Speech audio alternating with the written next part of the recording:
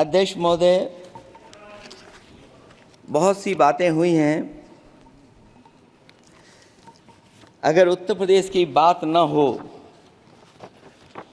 क्योंकि अध्यक्ष महोदय सबसे बड़ा प्रदेश जहाँ है, उसने हर बार दूसरे दल को समर्थन देकर के सरकार बनाई।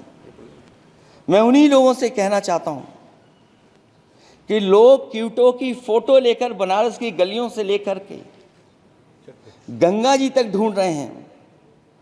उनको लगता है जिस दिन माँ गंगा साफ हो जाएंगी, शायद उस दिन कहीं क्यूटो उसकी गोद में कहीं मिल जाएगा।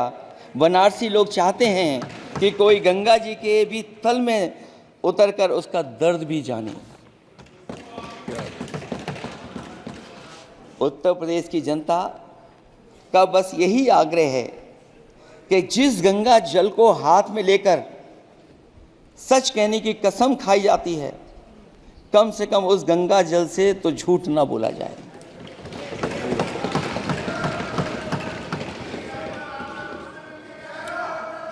जहां विकास के नाम पर खरबों रुपए की लूट का राज खोलते भ्रष्टाचार के गड्ढे प्रदेश का नाम खराब कर रहे हैं, वहीं पहली बारिश में ही टपकती हुई छत और गिर चुकी स्टेशन की दीवार बेईमानी की निशानी बन गई है। अध्यक्ष महोदय, विकास का ढिढोरा पीटने वाले इस विनाश की जिम्मेदारी कब लेंगे?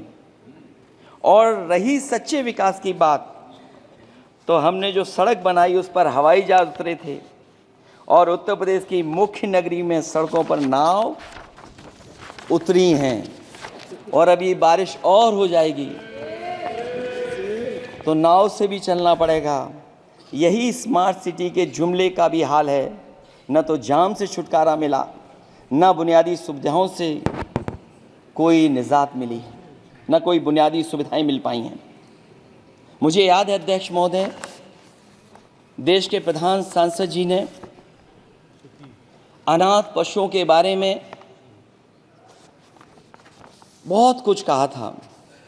अनाथ पशुओं की समस्या से छुटकारा दिलवाने के लिए कब वादा किया हुआ, लेकिन कई चुनाव बीत गए हैं, अभी तक गन्ने का भुगतान 2 हफ्ते का वचन जो दिया था, कहां दिया था?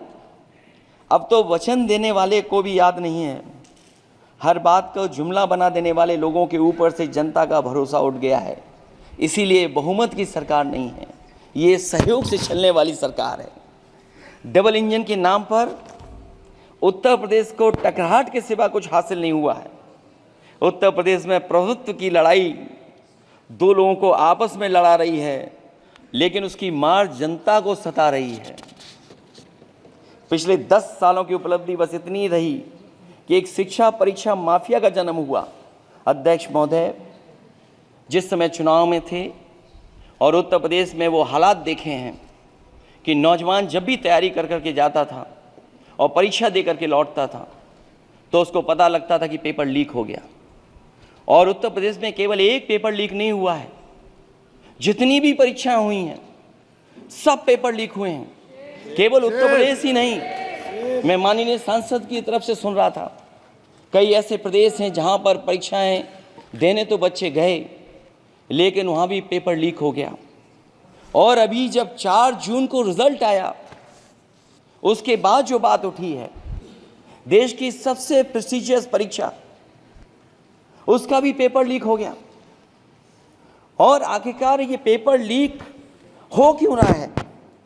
सच्चाई तो ये है कि ये सरकार पेपर लीक इसलिए करा रही है कि सरकार नौकरी नहीं देना चाहती, रोजगार नहीं देना चाहती, उन नौजवानों का भविष्य नहीं बनने देना चाहती। पिछले 10 सालों की उपलब्धि बस इतनी रही है कि एक शिक्षा परीक्षा माफिया का जन्म हुआ है, जिसने तथाकथित अमृत काल में युवाओं के भविष्य की आशाओं को ही जहर दे दिया है। जो सरकार उम्मीद को मार दे, वह न तो वर्तमान को सुधार सकती है, न भविष्य को संवार सकती है। सरकार आशा का प्रतीक होनी चाहिए, निराशा का नहीं।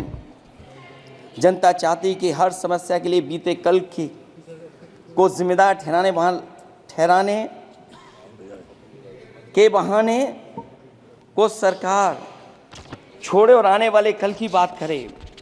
अगले 1000 साल के झूठे सपने दिखाने वाले अगले महीने होने वाली परीक्षाओं के लीक न होने की गारंटी कब लेंगे?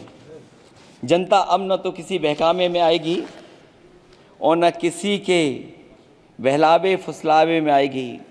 जो लोग कहते हैं कि अमृत काल की बात करने वाले जनता का जागरण काल आ गया है।